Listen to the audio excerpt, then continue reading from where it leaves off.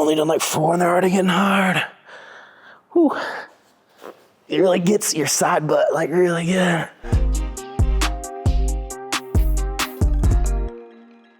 How's it going? I'm Judd Lienhard, speed and performance coach, and today I'm going to be going over my 5 favorite hip exercises and why I love them so much. We all know that hip health kind of diminishes with age, and that hip tightness, weakness, or imbalance causes a lot of problems both upstream and downstream of the hips, and these exercises will help you address that and or prevent it from happening. Let's get into it. So a lot of you may be familiar with the good old-fashioned single leg hip thrust or single leg glute bridge, and those are fantastic. Today I'm going to be showing you a version of that I love, that I think I've come up with, called the Curtsy single leg hip thrust or glute bridge. So we all know about like Curtsy lunges and things like that and some of the benefits there.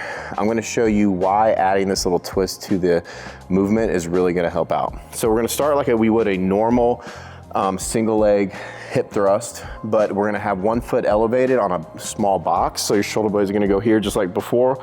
The box is gonna be pushed out a little bit further than normal, and you'll find out why in a second. And then we're gonna start in the up position like normal. Then what we're gonna do is we're gonna turn this leg right here, externally rotate this hip bone, and that's gonna create a little moment arm here. So this leg is gonna have to work harder at first to keep my pelvis from tilting, right? So when it tilts like this, it externally rotates this leg. So this is gonna cause this leg to work to maintain internal rotation. Then I'm gonna dip this down here. I'm gonna reach this leg across here, holding this in external rotation, and see how when I do that, the pelvis dips down on this side. So this dips into external rotation. And then as I extend my hip up this way, I wrap my leg back through and bring my pelvis back to neutral. And then I just start over. First thing I do is externally rotate this leg.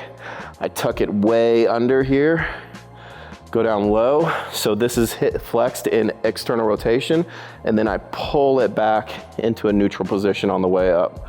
So that's not only gonna work my hip extension ability, it's also gonna function to train the internal and external rotation of my hip musculature at the same time. Do a couple sets of that, like 2 sets of 6 to 8 each side. You'll really feel a lot more mobility and stability in your hips in general. Let's move on. Okay, so the first exercise trained my hip extension abilities as well as like internal and external rotation of my hip joint. This is gonna focus mostly on my hip flexion abilities. And this is one of my absolute favorite ways to train my hip flexors. A lot of times, obviously hip flexors flex your hip up this way, right? So a lot of times when we train our hip flexors, we train them from the shortened position, which is better than nothing, but it's not ideal. So like when you train like your chest or your quads, you know, not to mainly train those from the shortened position. It's even more important to train our hip flexors from the elongated position, which is both with our knee bent, because that pre-stretches our rectus femoris here, and with our knee behind our hip. So when our knee is bent fully and behind our hips, that's when our hip flexors as a whole are the most stretched out. So what I like to do is a single leg hip flexion where I start with a padded bench here and a box, and I normally like a padded box or something on the box. And then I get down into a position here with the knee of the hip flexors I want to work on that box. This leg is free floating here, and then what I do is I'll come down here and drive this knee forward into the ground. And you'll see when I do that how it stretches out the hip flexor of my other leg, and then I'll just bring it back up into hip flexion. You see when I do that, I push my body back that way, and now I'm gonna come down. I leave this knee bent right here. I'm gonna come down, drive my knee and my body forward. That's gonna stretch out my hip flexor, and then I just pull my body back up. So down, back up, down, back up.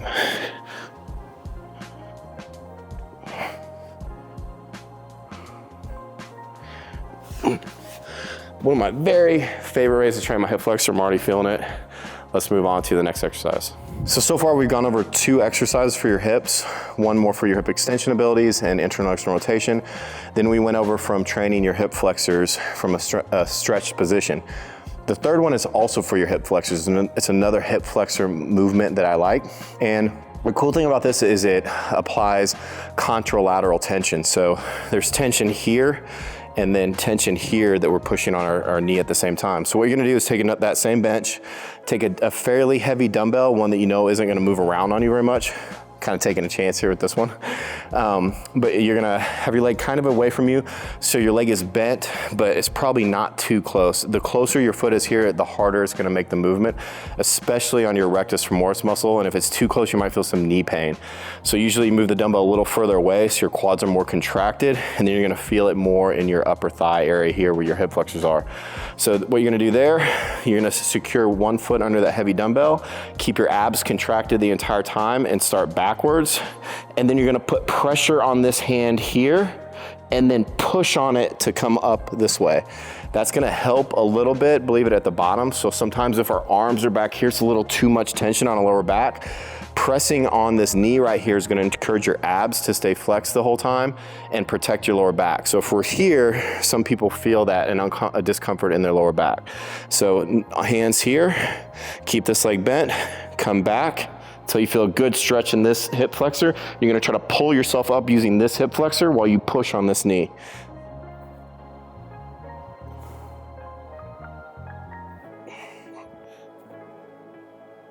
You'll feel a great stretch in your hip flexor, build a lot of good hip flexor strength that way. So I call the fourth movement banded hip half circles.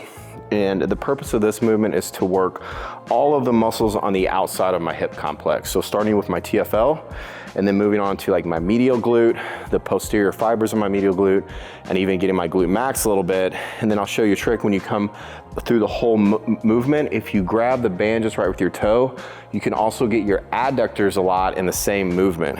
So what I do, make sure I have something about hip to shoulder height here that I can put one hand on for stability so I'm not worried about my balance too much.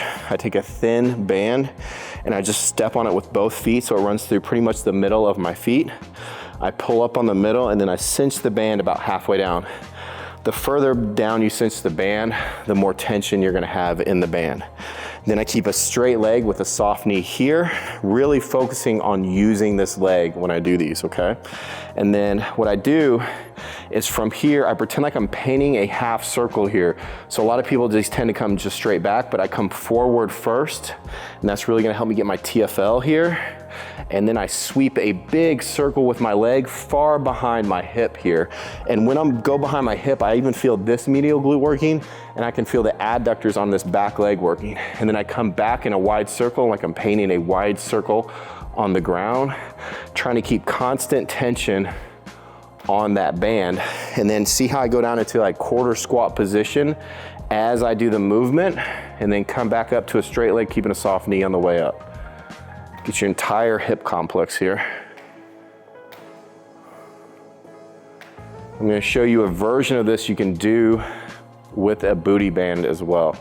Now I'm gonna show you a version of this you can do using a booty band, and the only booty band I found here is actually a little bit small for me, so it's not gonna let me get a great range of motion, but you'll get the point.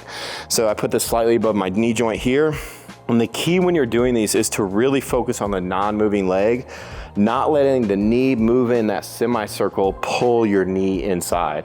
So soft knee here, keep this leg nice and firm, paint the same circle, and you see how when my leg comes around, it wants to pull my knee that way. So you're really gonna fight to keep a steady leg here. As you go around that leg, you're gonna feel a lot of fatigue and tension in this medial glute, just holding that knee in a stable position here. With this version, you get more fatigue in this hip than you actually do in this hip, but it's a good alternative. Moving on. So the final exercise is a version of clamshells, and most of us know what clamshells are. They're a great exercise, but they leave a little bit to be desired. So clamshells are great at training hip abduction, so your knee going away from your midline. They aren't great at training the other functions of your hip or those hip muscles, which is hip extension and external rotation. I'm gonna show you a version of clamshells that'll let you get a better range of motion on the stretch, train hip extension, and also when you bring the leg through, you're gonna have to train external rotation in order to help hold your pelvis neutral and not let it twist on you. So what you're gonna do is you're gonna get elevated, something that's comfortable on your elbow and your knee here. You're gonna get in a position as if you were on the ground here. So knee here, so this is a normal clamshell. But when you go down, instead of just like the normal clamshell, which are fine, you're gonna take this knee and you're gonna kick it way back and down, and then you're gonna let this hip sink slightly below the level of the bench here. then driving with the elbow and your knee joint. You're gonna extend your hips forward as you adduct, and you're gonna bring this leg in front of you. So this leg in front of you is gonna create weight that your hips then have to fight to keep them from turning your hips this way, to hold your hips there. So right now I'm having to fight for hip extension, hip abduction, and external rotation. Come back down, get a good stretch here, extend my hips, kick my legs straight forward.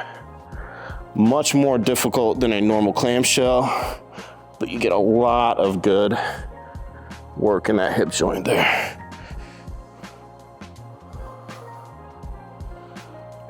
Oh, I've only done like 4 and they're already getting hard. Whew. It really gets your side butt like really good. All right, so that's all 5. I have a lot more that I love. You'll find those in my app. Just click on the link, and I include hip stuff with almost every full body workout that I do. And I also have like a whole program dedicated just to hip strength and mobility. Hope you all have a good day. I'm Judd Lienhard, always be an athlete.